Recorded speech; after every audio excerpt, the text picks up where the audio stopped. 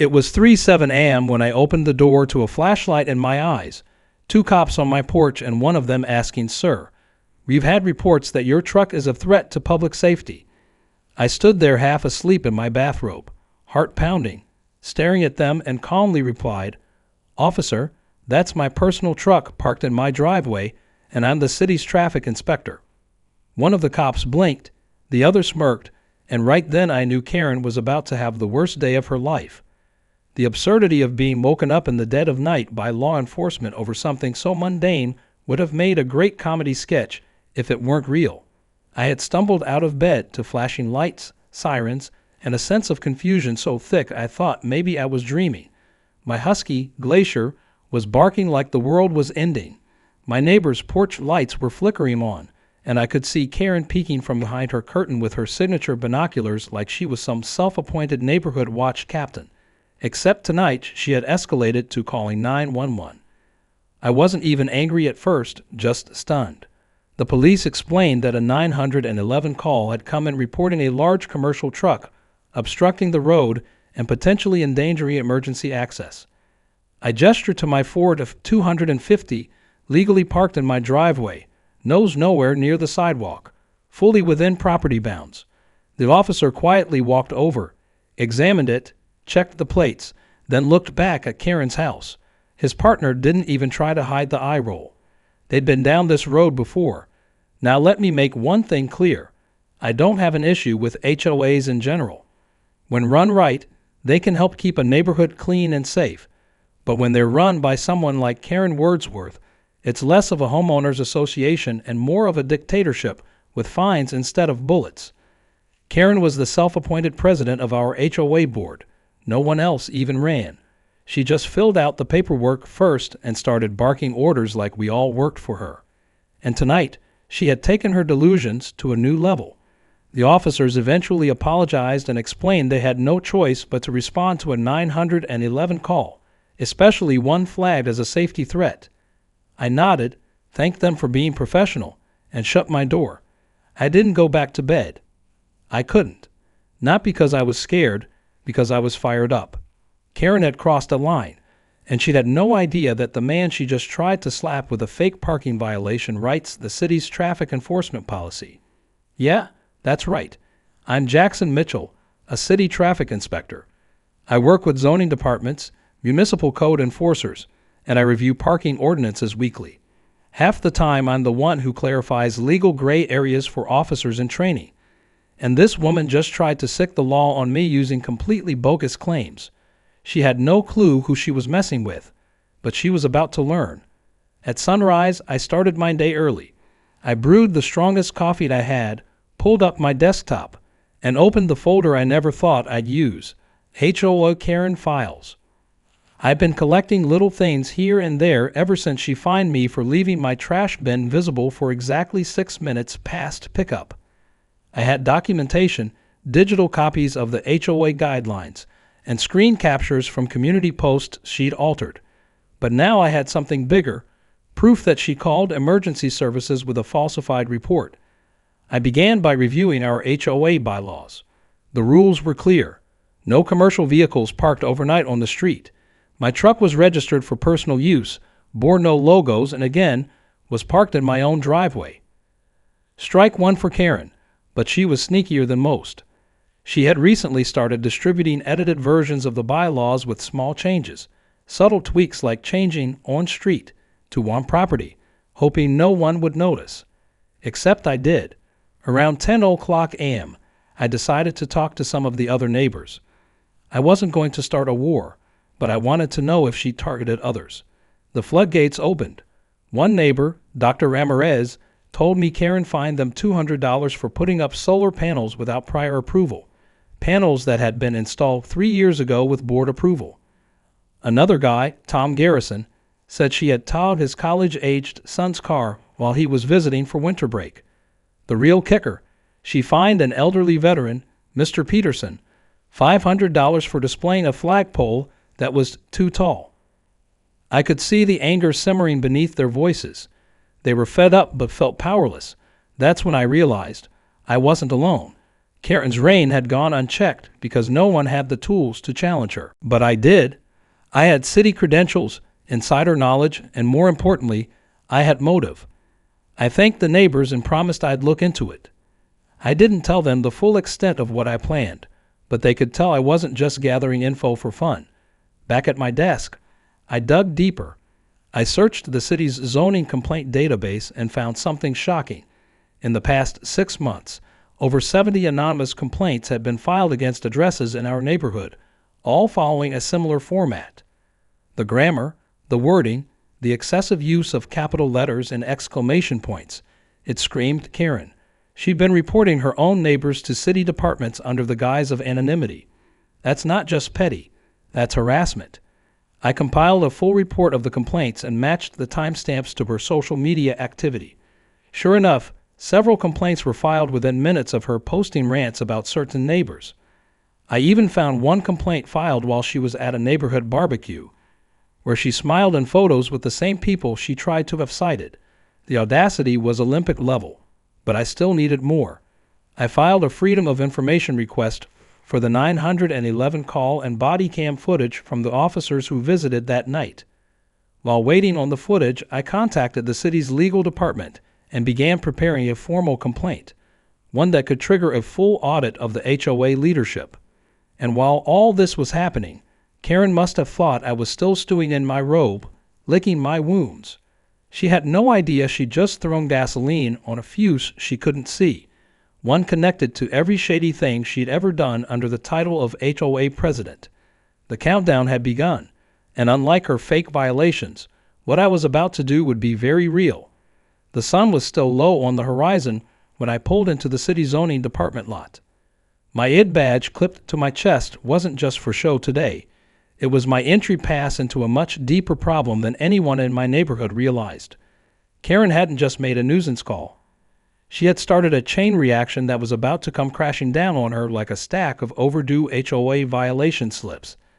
But before I could strike officially, I needed airtight documentation, not just for the city, but for the community that had suffered under her petty tyranny for far too long.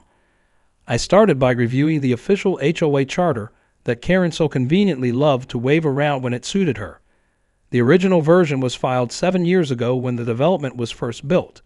A few clauses were updated legally through neighborhood votes, which required quorum and city verification. But the copies Karen had been handing out were very different. In her latest resident compliance packet, I found half a dozen fabricated rules, including ones that didn't exist in any version of the original charter.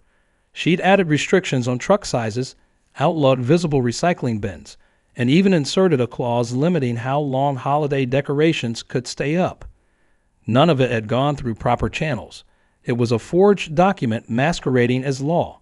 And worse, she was enforcing it with fines. This wasn't a one-off either. Karen had been strategically reshaping the HOA's rules to fit her warped idea of aesthetic perfection. And by aesthetic, I mean whatever Karen likes this week. A neighbor with a blue mailbox was fined for non-compliant color choice. A family who built a basketball hoop for their kids was ordered to take it down because it was distracting to passersby. Another neighbor, a single mom working double shifts, was given a citation for negligent landscaping because her lawn wasn't mowed for 5 days during a heat wave. Karen wasn't enforcing rules. She was punishing inconvenience. When I pulled up the file from the zoning complaint registry, it only confirmed what I feared. Karen had used her knowledge of municipal departments to file anonymous grievances and open unnecessary investigations. And they were all patterns. She rotated her targets, filing vague complaints like illegal structure observed, fire hazard suspected, or excessive driveway clutter. The more I dug, the more it felt like I was uncovering a one-woman harassment ring, with our street as her playground and city resources as her personal weapon. But Karen had slipped up. In one of the complaints, she had listed the time of day she allegedly witnessed a violation from her front porch, a time that happened to be while she was out of town, according to a post she made on social media. It might have seemed minor to anyone else, but to a trained inspector like me, it was a golden thread to pull on. False reporting to the city is not just unethical, it's illegal. And now I had proof. Still, if I wanted the entire HOA board to take action against her, I needed more than just legal violations. I needed the neighbors behind me. So I spent the rest of the day doing what I do best, conducting an inspection. But this time, the inspection wasn't for the city. It was for the people Karen had been terrorizing for years. I started at the edge of the block, knocking on doors one by one. I introduced myself not just as a neighbor, but as a traffic and zoning inspector who wanted to help. Most of them were surprised, some were cautious, but all of them, once they heard Karen's name, immediately opened up. One moment, Sophia told me through tears how Karen had threatened her with foreclosure over a disputed shrub line. Another man, Darren, showed me faded letters Karen sent pretending to be from the city, demanding he repaint his house or face daily accruing penalties. The stationery had no official seal and used a mail address. It was amateur forgery at best, but it had still shaken Darren enough that he spent thousands repainting his home. As the stories piled up, a pattern formed. Karen had no formal training in city compliance or property law, but she thrived on intimidation. Most of the residents were elderly, busy, or not fluent in legal terminology. She counted on people not questioning her word, and for years, that's exactly what happened. I compiled every testimony, scanned letters, took photos, and built a portfolio titled Wordsworth of Eustacia. It was massive, but I wasn't done. As night fell, I took a walk past Karen's house, just to observe. She sat on her porch, sipping wine from a stemless glass, smiling like she ran the world. And for years she had, but not anymore. I knew her violations couldn't stop at forged letters and fake citations, so I focused next on her own home. She had a newly built wooden deck extending far beyond the permitted distance from her back property line. She had also rerouted the neighborhood irrigation runoff into her flower beds, causing dry patches in the adjoining yard. Those were both city-level violations, but there was more. I noted security cameras mounted on HOA-owned street poles, illegal without explicit approval. She'd installed them herself, claiming they were for community protection, but used them to spy on neighbors. Multiple residents confirmed she'd referenced footage of their comings and goings in HOA letters. That wasn't community safety. That was surveillance abuse. I documented everything, mapped it all out, and started cross-referencing it with city code. By the end of the night, I had found over a dozen violations, not just from a neighborly perspective, but from a legal standpoint. Infractions that carried real fines, potential lawsuits, and public exposure. The best part, most of her violations were visual and undeniable. I didn't need hearsay or secondhand rumors. I had photos, timestamps, and law on my side. The final touch came unexpectedly. A neighbor named Mr. Chen, a quiet older gentleman who rarely spoke, called me over the following afternoon. He'd lived on the block for 20 years and kept a meticulous archive of neighborhood documents. Turns out, he had the original, unaltered HOA charter filed with the city, stamped, notarized, and all. It was a smoking gun. Comparing it with the updated version Karen distributed revealed changes she had made without any board vote or city review. She had literally fabricated an entire section of rules. That was the moment I knew she was finished. I wasn't going to approach her directly. I wasn't going to yell or make a scene. No, I was going to dismantle her throne piece by piece, legally, methodically, and with the support of the entire community behind me. The residents were tired. The board was starting to ask questions, and I was holding a folder that would unravel every thread of her manufactured authority. She thought she could find me for a truck in my driveway. She had no idea she just parked herself in front of an oncoming freight train. By the time I finalized my report, the air around me felt electric. The evidence was overwhelming.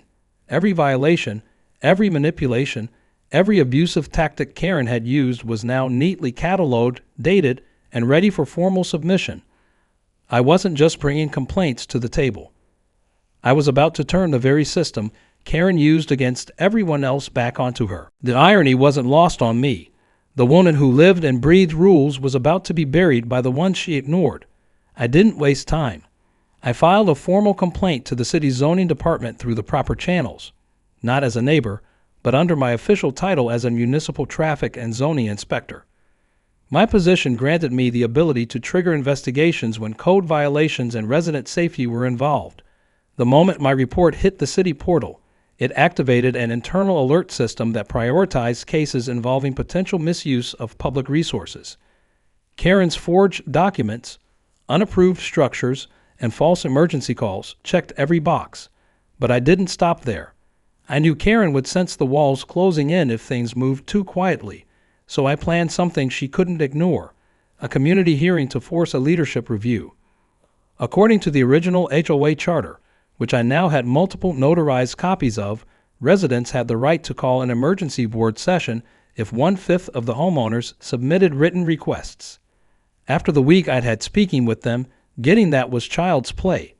I collected signatures from over 2/3 of the neighborhood in less than 24 hours. People weren't just willing to help, they were begging for a way out. But the best was still ahead. While reviewing her property layout from city maps, I noticed something strange about her fence. It extended nearly 2 feet into HOA-controlled green space. That alone might seem minor, but in legal terms, that's considered unauthorized land encroachment. I cross-verified satellite imagery with zoning grid overlays and confirmed it. Karen had built part of her fence and garden shed over shared land. She'd effectively stolen a piece of public easement and fenced it off for herself. As if fate had perfect comedic timing, the footage from the police body cams finally came through. I watched it on repeat, each time more incredulous than the last. In the video, Karen could be heard speaking to dispatch, breathing heavily and exaggerating panic. She said she feared the truck in my driveway belonged to a suspicious man who had parked illegally and might be scoping houses. Her tone was dramatic, deliberate, and drenched in fabricated fear. She didn't just lie. She manufactured a whole story to weaponize law enforcement against me. When the officers arrived and realized what was going on, you could see the irritation in their eyes. One even muttered under his breath, "This is the third one this month." I clipped that quote immediately. It was golden. I packaged the footage, complaint history, zoning violations, and forged documents into a single presentation. It was clean, brutal, and indisputable. I attached it all to a digital drive and printed hard copies for the upcoming HOA emergency meeting. But I still had one final chess move to set up. I submitted a separate report to the Office of Code Enforcement, requesting a surprise inspection of Karen's home based on structural and land use violations. I marked it as time-sensitive, citing her pattern of harassment and misuse of city systems. The inspection was approved within hours. A team was scheduled to arrive the morning after our HOA meeting. I didn't plan it that way for dramatic effect, but I certainly wasn't going to complain. It was poetic justice delivered with the accuracy of a Swiss watch. When the day of the meeting arrived, the tension in the neighborhood was thick enough to cut with a knife. The clubhouse had never seen that many people show up before. Karen walked in wearing one of her signature pantsuits and a smile that didn't quite reach her eyes. She clearly sensed something was wrong. She made small talk, handed out pre-printed agendas, and acted like this was just another routine gathering. But the second I stood up and pulled out the binder labeled Wordsworth violations, the room went silent. I didn't yell. I didn't accuse. I simply presented the facts. I started with the falsified rules and showed the original charter side by side with Karen's forged version. Gasps echoed across the room. I moved on to the fake citations, anonymous complaint trail, and misuse of police resources. Then came the footage, the 3:00 a.m. body cam clip of her lying to dispatch and then watching from her window like a villain in a low-budget crime thriller. People started murmuring, whispering to each other in disbelief. Some looked genuinely disturbed. Finally, I projected the zoning map and pointed out the fence that stretched into public land. The expressions in the room shifted from shock to outright anger. One neighbor stood up and shouted, "You fined me $300 for planting tulips too close to the sidewalk, and you stole land." Karen tried to interrupt, saying I was misinterpreting guidelines, but the board president, Mrs. Winters, cut her off. "We'll let the evidence speak." The board held a vote immediately. Karen was removed from her position as OA president with a unanimous decision. Even her few allies on the board had turned. But her downfall didn't end there. As she stormed out, furious and red-faced, she didn't notice the Black City inspection van pulling up in front of her house. The timing couldn't have been better if it were scripted for television. The inspectors did their job quickly and professionally. They photographed everything: the extended fence, illegal irrigation system, the deck that had no permits, and the carport that violated visual obstruction code. Karen argued, pleaded, even claimed the city must have lost her paperwork. But no paperwork ever existed because she never filed any. By that evening, the official city violation list was posted to the HOA message board. It included 7 major code violations and a preliminary fine estimate of over $18,000. And it would only increase if she failed to correct the issues. The best part: her own rule changes meant any homeowner in violation of visual or structural guidelines had 10 days to comply or face further penalties. Her made-up rules were finally being used against her. That night, my phone buzzed with messages from neighbors, thank you notes, celebratory memes, and even a few dinner invitations. I wasn't looking for praise. I just wanted peace.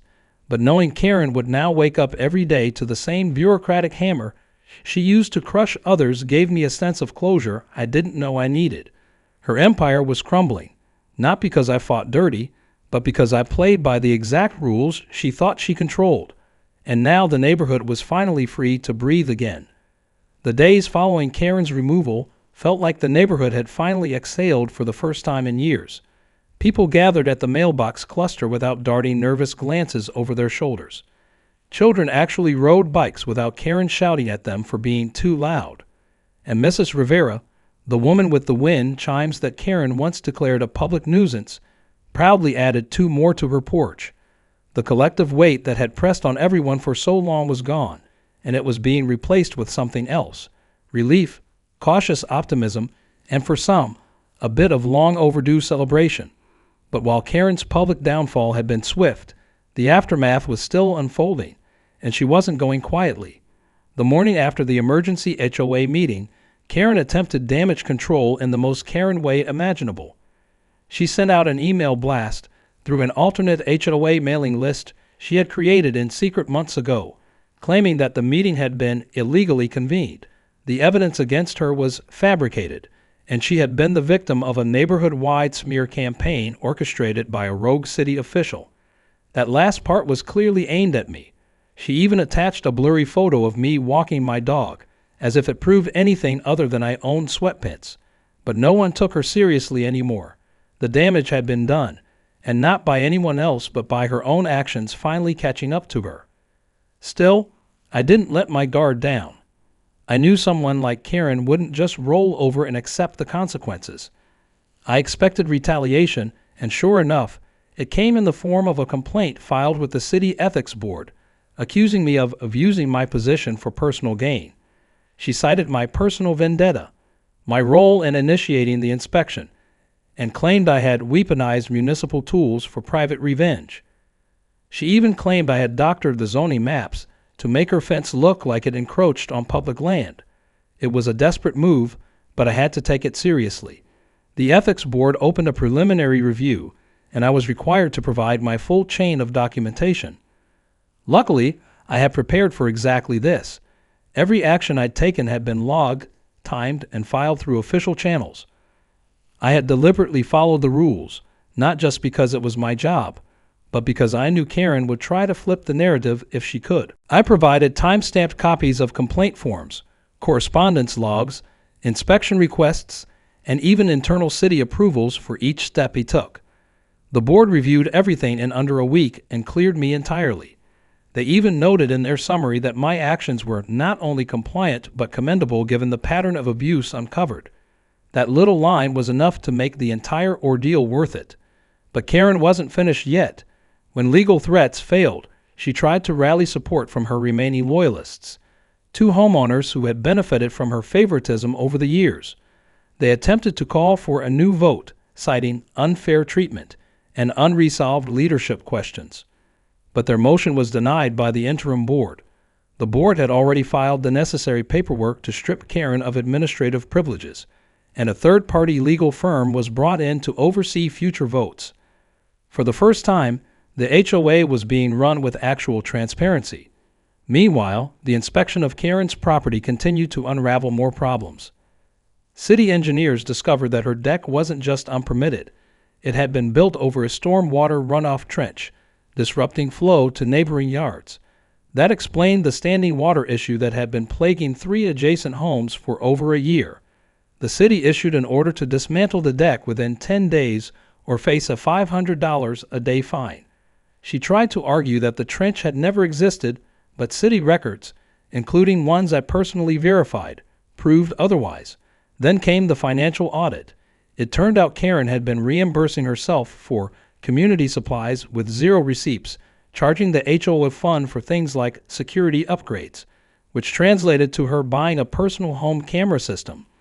She'd also written checks for landscape maintenance that were never matched by any visible work. No one had noticed before because she'd been the sole gatekeeper of the HOA's account details.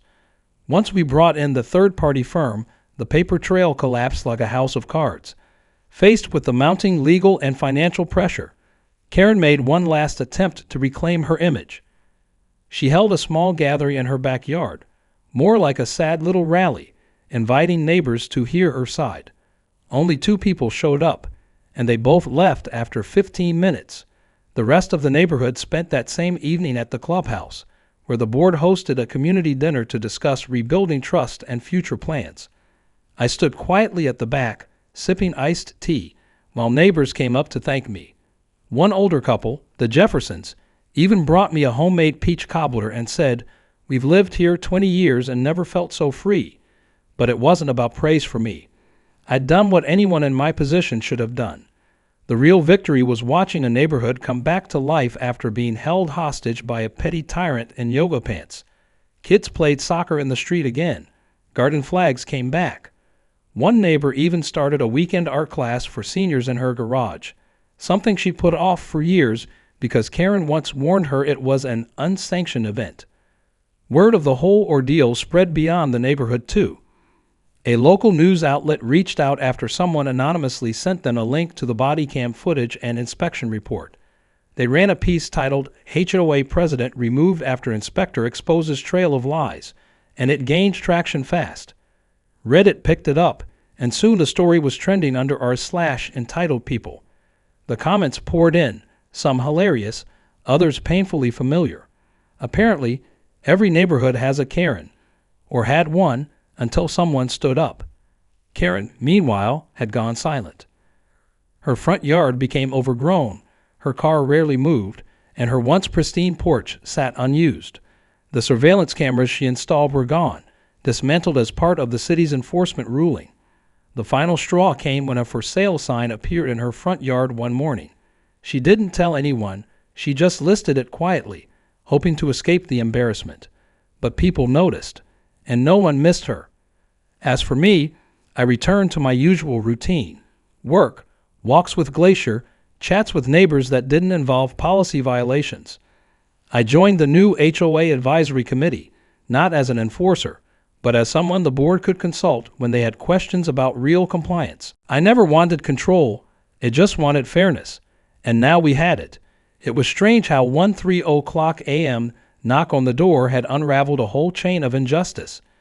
Karen had called the cops to intimidate me, to assert her control, but instead, she triggered her own downfall, not through drama or revenge, but through facts, law, and community standing up for itself. That's the thing about rules. They protect people when they're applied correctly, and when they're not, they eventually come back to bite the ones who have used them. It had been a month since the last HOA meeting, and the atmosphere in the neighborhood felt like someone had opened the windows after years of stale air. There was laughter again, actual smiles exchanged between neighbors who used to avoid eye contact out of fear they might be the next target. The changes were subtle but powerful. People painted their mailboxes without submitting 10 forms. A family down the street finally set up the treehouse they'd promised their kids, and the woman who always wanted to hang fairy lights in her backyard had strung them proudly across the fence, glowing like little beacons of freedom. The ghost of Karen Wordsworth still lingered faintly in whispers and inside jokes, but her actual grip on the neighborhood was gone, and the final chapters of her downfall were still unfolding, slowly, loudly, and in ways no one could have scripted better. After the inspections, the fines, the audit, and the news segment that aired citywide, Karen's reputation was in ruins. She tried to pretend it didn't affect her, going about her business with oversized sunglasses and an air of fake indifference. But everyone could see the cracks. Her voice, once shrill and commanding, was barely audible now. She didn't bark orders at kids for rollerblading on the sidewalk or send out passive-aggressive emails about lawn height. She just existed, bitterly, silently, watching a community she once ruled start to thrive without her interference. Then came the notice from the county courthouse. A civil lawsuit had been filed by one of her former victims, a quiet woman named Marlene, who Karen had fined repeatedly and harassed into selling her home for far below market value 2 years prior. With the help of a legal aid group and some of the documents I uncovered, Marlene filed for damages, citing fraudulent HOA practices, emotional distress, and financial loss. It wasn't just a lawsuit. It was a reckoning.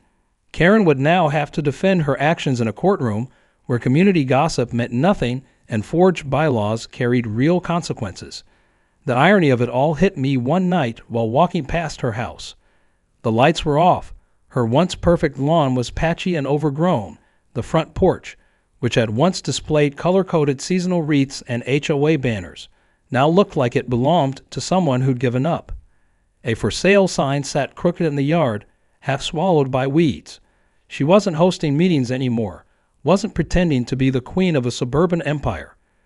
She was just another disgraced former official hoping to escape before the final shoe dropped. But the neighborhood wouldn't let her memory fade quietly.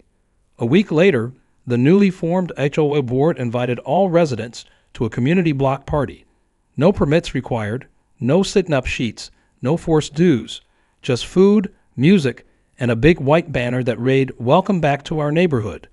It was the kind of thing that hadn't happened since before Karen took over, and the turnout was overwhelming. Tables were filled with homemade casseroles, barbecue grills lined the sidewalks, and neighbors brought folding chairs and coolers like it was a holiday. I showed up late, figuring I'd just blend into the background, but I was wrong. People clapped when I arrived. I tried to wave it off, but Trevor, one of the neighbors I barely knew before, handed me a burger and said, "This is because you didn't just talk, you acted."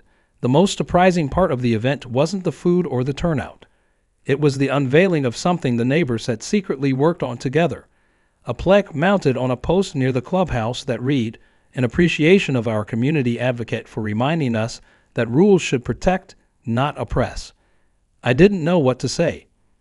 I never wanted recognition, never imagined myself becoming some local symbol of justice. But standing there with a paper plate in one hand and Glacier's leash in the other, I felt something I hadn't felt in a long time: belonging. As the sun set and string lights twinkled above the tables, I overheard stories of new plans, a community garden, a mini lending library for kids, a proposal to build a shaded rest area by the walking path. Things people had shelved for years because they were tired of fighting with a system built to stifle them. Now they were dreaming again, building again. Karen had underestimated the strength of people once they were given back their voice.